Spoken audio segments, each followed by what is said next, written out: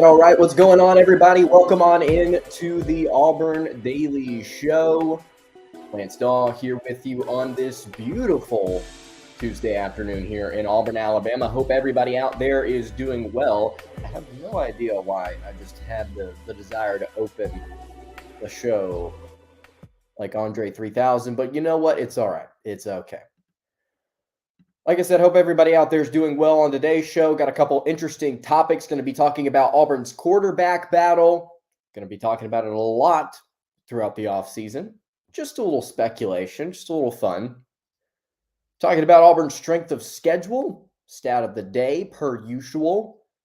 May get into predicting Auburn's starting offensive line, an article written over here at auburndaily.com by our good buddy Zach Blackerby.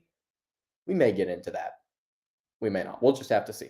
If you're not following us already on the socials, go ahead and follow us on Twitter at SI_Auburn. You can also follow us on Facebook at Auburn Daily, live streaming every single weekday, starting at 4 p.m. Central Time, Facebook, YouTube, Twitch. Follow us on all three of those platforms and subscribe. I would really appreciate it. And by the way, I just want to say this. If you are watching the show post live and you're on Facebook, you're on YouTube, if you've got a question and you want it to be discussed on the show, just leave it in the comments. That's all you got to do. We will we'll look at it. We'll try and answer it to the best of our ability. But today I wanted to start out with, I don't know if you might say, a relatively over-discussed topic, but it's the off season. And you have to discuss these type of things at some point. You have to talk about what's going on around the quarterback situation. And we know no Auburn offseason is complete without this lengthy discussion about the starting quarterback, even if it's already decided. Sometimes you just need to talk about the guys in the room. But this year, it's certainly not decided. There are three guys that are currently competing, and there's technically a fourth in Holden Gariner, but we'll get to him in just a second. But today, I want to go over making the case for every Auburn quarterback on roster, just to essentially kind of break down some of the traits that they have, some of the things that may work well with the offense, why they would be fit to be QB number one. We'll probably also talk a little bit about the negatives, just to kind of give just an overarching analysis of what these guys are about. I wrote this article over at auburndaily.com yesterday. If you want to go check it out, you can. But I want to start here with the guy that I believe has the he's still got a shot to win the job, but I don't think it's a very great one. I don't think it's a very good one. Holden Gariner. What I like about Holden Gariner, and this is the reason, that just to kind of make the pitch here, to kind of make the case for Holden Gariner, I think what you have to like about him is his skill set. Auburn running a little bit more of a West Coast type of passing scheme, short to intermediate throws. They're going to be asking for the quarterback to make some quick decisions, some quick reads, to be accurate on those different levels of throws.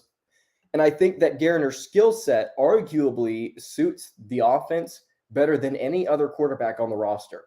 He's got great accuracy on short to intermediate throws. We got to see during his limited time at A-Day, he was quick and decisive with what he wanted to do. Probably doesn't know a ton of the playbook, probably doesn't really know how to really flesh out things, how to go through reads, how to progress yet. But I think that we saw some promise from him. He didn't do anything bad, I don't think. Solid decision maker, and he's got a little bit of athleticism to go along with it. He's not a complete statue back there. So I think that that's the case that you could make for Auburn freshman quarterback Holden Gariner, is that he's got a skill set that would be comfortable playing in this style of offense. Now, obviously, you have to point out the negative here, which is that he literally has no experience whatsoever. And there are three other guys in front of him that have experience, whether it be limited, whether it be a lot, and they will likely get looks before Holden Garner. They'll probably get more reps because of it. And so I think you're looking at Garner being at least a year away from competing for the starting quarterback job. But I'll say this, if one of the other three guys wins it, like for them to be able to hold on to it in 2023 as well.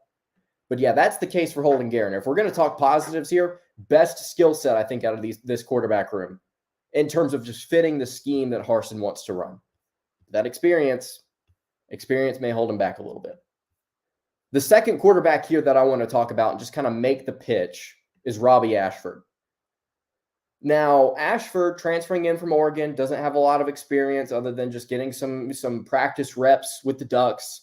According to what we've heard, Ashford was never truly given a shot to compete for that quarterback job, and so he's now made the trek back to his home state of Alabama. He's going to be playing for the Tigers, and just about everything you want to see out of quarterback number one was on display when Ashford was playing during Auburn's A-Day game. Now, it wasn't perfect. Don't get me wrong. He was not perfect.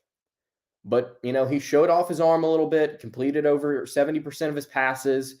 He was impressive. He has a little bit of mobility. We got to see the wheels. And I think, in my opinion, and I wrote about this in the article, I think Robbie Ashford has the biggest big play potential, the most big play potential out of any of these quarterbacks in the room. Now, we'll talk about Zach Calzada and his downfield throwing in just a little bit, but when you saw, there was one specific play that I keep coming back to where Ashford dropped back to throw. He rolls to his right a little bit, and on the run, he makes this throw deep down the field, and it was out of the reach of Malcolm Johnson Jr. by about 3 or 4 yards, and it was out of bounds by about 3 or 4 yards.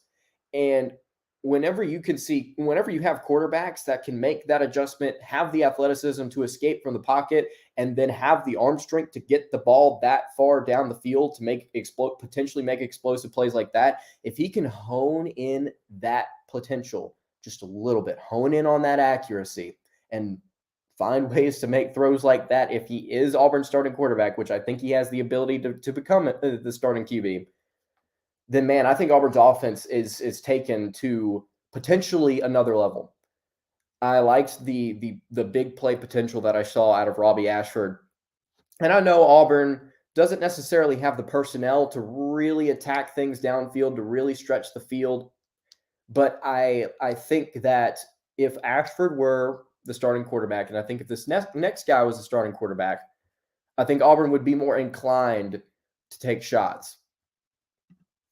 Again, the big play potential for me is what sells me on Robbie Ashford. And then also, if we're not talking about big play potential, if we're talking about him just making the right decision and the right read, I mean, dude completed 75% of his passes. Now, I'll say this, if we're going to go back to negatives, mechanics are important, okay? Whenever you're throwing a football, mechanics are important. Not a huge fan of Robbie Ashford's windup, not a huge fan of his delivery. Some of his balls were inaccurate. But overall, I like his athleticism. I do like his arm strength. If he could just polish himself a little bit, if he could just polish his passing game just a little bit, he's got a really good shot to win the job. And, of course, the fan base is going to be on his side because anytime you see a slightly mobile quarterback play well in an A-Day game, it's just like, well, he's the one. At least according to some Auburn fans. I'm not saying that we can't be excited about Robbie Ashford. I'm excited about what I saw during A-Day. And you can make the case for him. Just know that just because he played well in the spring game does not mean he's objectively the answer for the quarterback job. It might be. But it also might not be. All right, the next guy here on this list, Zach Calzada. Said this in the article, and I'll say it right here. If you're looking for arm strength, just raw arm strength, I think Zach Calzada is your answer. He struggled with accuracy at Texas A&M. Really hard time completing a high percentage of his passes consistently. His best game of the year was against Alabama, but outside of that, really struggled. But the positive here and the sales pitch is he's got a cannon for an arm, man. Really, really strong arm. And Texas A&M took advantage of that, attacked downfield several times. Really good deep accuracy at times. You can watch through his highlights. Really good deep accuracy for a guy that struggled to put the ball on receivers on short to intermediate routes. It's weird. You would think that the accuracy would get worse the further away he was throwing the ball, but it looks like with Calzada, it's like actually he seems pretty comfortable throwing some of these longer balls. So I think that's probably the number one thing here for Zach Calzada is that he's got that arm strength. And you also got to like the size as well. 6'4", 210 pounds. Certainly fits the mold I think Auburn's looking for at quarterback.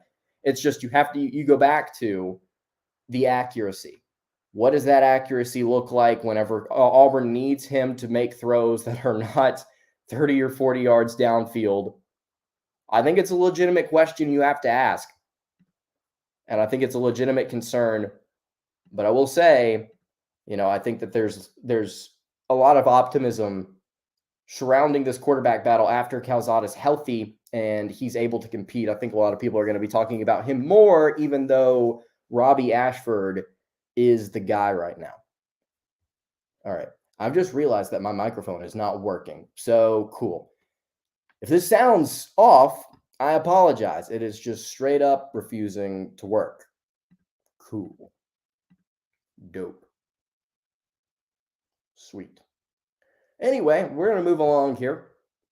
TJ Finley is the last quarterback on this list. The case for TJ Finley, and I don't think this is a very difficult case to make if we're talking about positives. It's probably the biggest positive out of all of these quarterbacks is that he's got the most experience in Harson's system. He's got a leg up on everybody in the competition there. He's got the most experience in the system. He knows the playbook better than anybody else on the roster that is competing for the job, at least. And so I think that's where you look at TJ Finley and say, okay, well, he might struggle with accuracy. He may not be able to run at all. He may not be the best decision maker, but he knows the playbook better than everybody else. And who knows? TJ Finley's been working on his accuracy during the spring, according to reports. He's been working on that. We've gotten to see videos. He looks better. He looks improved. He looked a little bit better during A-Day. Of course, he almost threw a couple of picks. So I hope that TJ Finley is able to make strides. I hope that he's able to develop and improve. But the accuracy was an issue at times last season.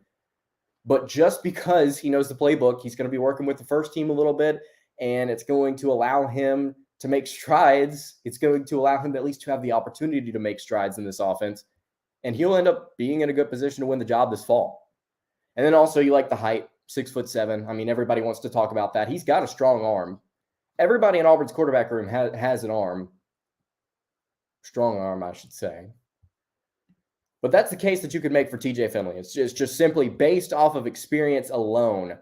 He would potentially be able to make a run at the starting gig.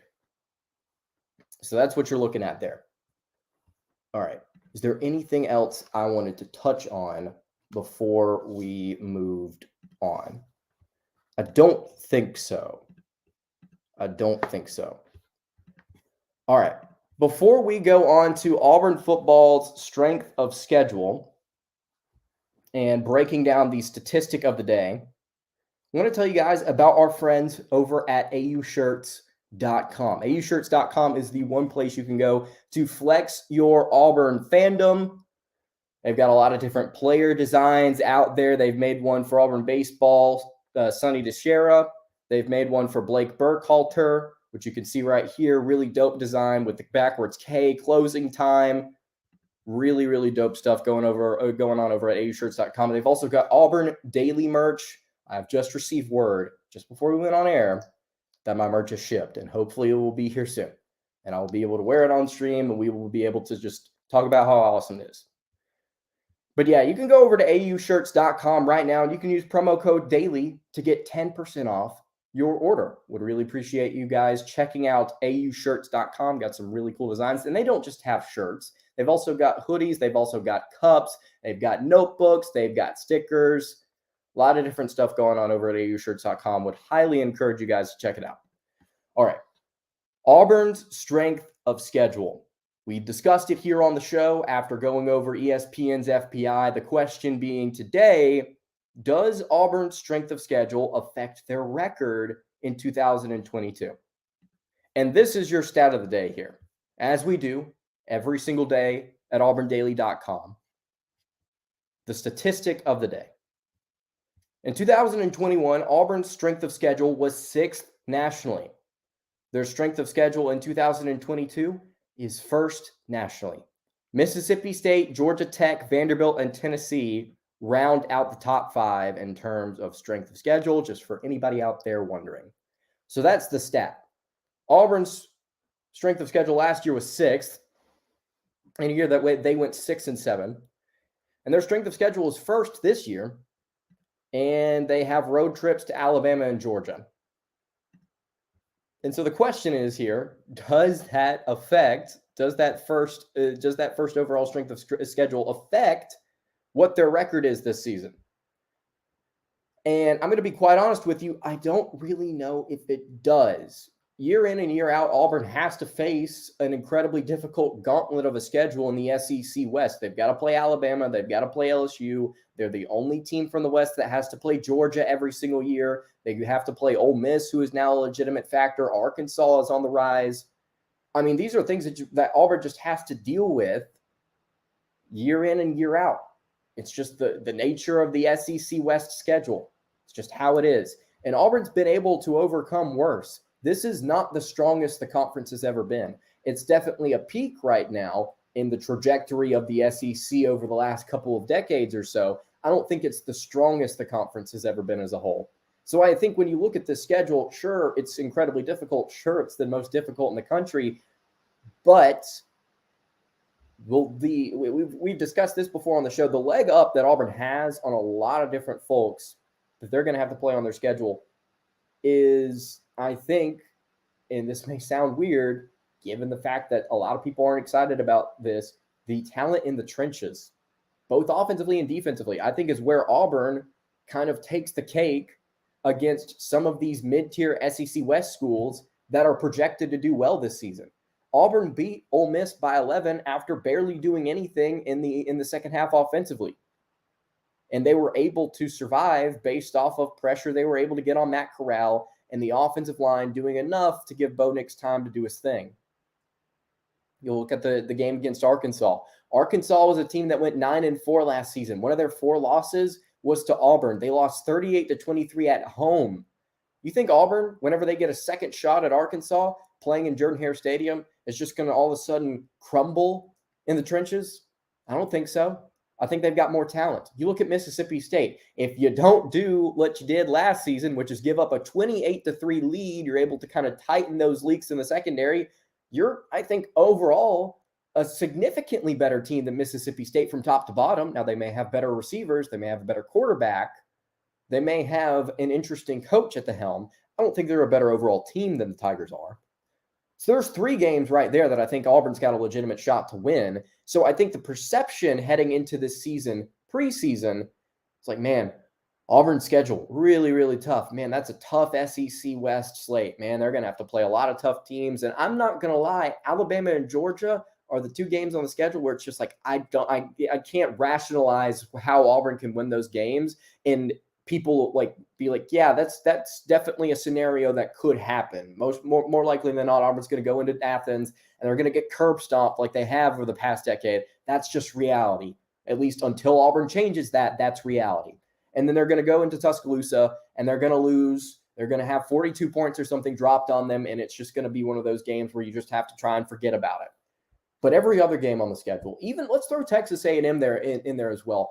Texas A&M didn't score an offensive touchdown against the Tigers at home last season. If Auburn doesn't make mistakes and they play a sound game of football, do you think Auburn loses that game at home? Now, A&M certainly got talent, but let's say Auburn's figured out their quarterback position. Let's say they've actually figured out a way to complete some passes. Texas A&M lost a lot on defense. Lost a lot of talent on defense this season. Do we really think that Auburn's just going to lie down against the Aggies and lose at home? I'm not saying that Auburn's going to go in and win by 14. I'm just saying I think that's a game that Auburn can win. Whereas ESPN's FPI and the strength of schedule would indicate that's one of your most difficult opponents on your schedule. So therefore, you're going to lose more likely than not. I don't see it that way. And that's just my thought here. And also, let's add another team in here for good measure. LSU. They've got a new head coach. They've got talent on roster. Don't get me wrong, but they've had just about everybody and their mother leave that program over the last year. And so the question is, have they gotten enough in the transfer portal? Have they gotten enough in recruiting to where they can kind of patch the holes and put together somewhat of a competent record with a good coach? Don't get me wrong. Can he do that, though, is the question. Can LSU get to 7-5, 8-4? Because they play an Auburn team in a hostile environment early this season. 5 games in, Auburn will have already played Penn State and Missouri. They're going to be ready to go in that game. It's going to be tough for LSU.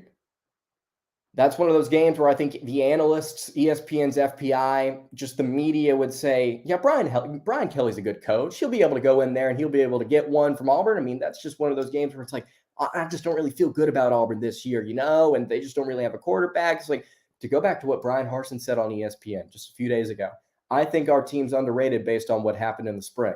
People are doubting our talent. Harsin literally said, people are doubting me as a developer, and we've got to go out there and prove them wrong. And I think our team is a little underrated right now.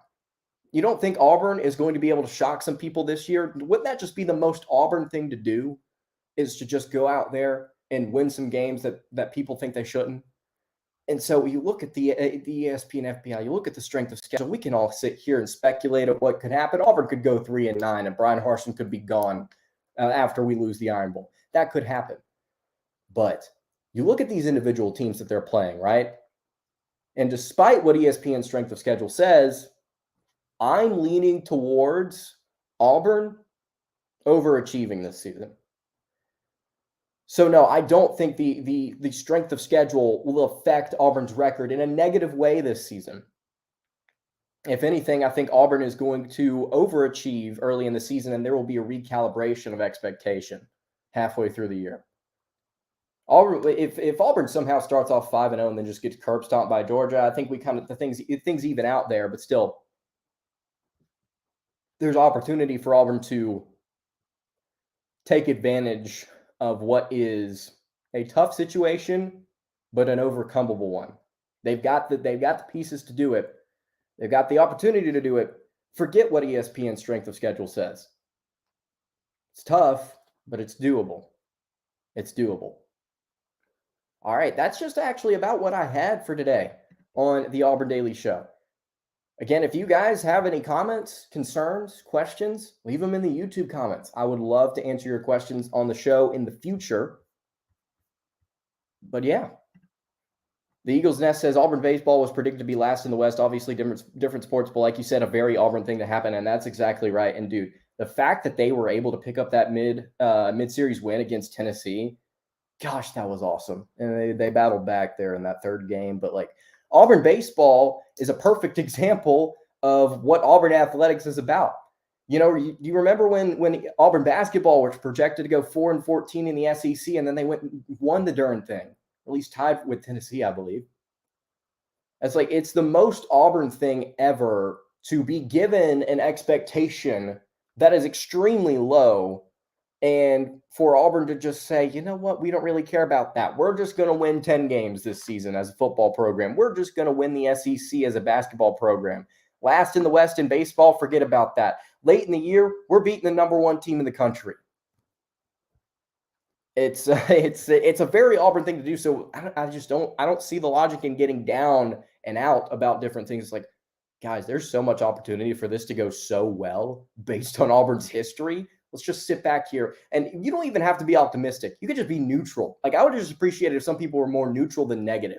It's just like, well, let's just see what happens. Let's just wait and see what happens. Just my thought on it. All right, guys, you can follow the show on Twitter at SI_Auburn. You can also follow the show on Facebook at Auburn Daily. You can follow me on Twitter at Lance Dawe_. Not actually giving myself a shameless plug yet on this show. There you go. Follow my Twitter. Appreciate it. Yeah, I will see you all tomorrow for another episode of the Auburn Daily Show. Hope you have a great rest of your afternoon, guys, and God bless.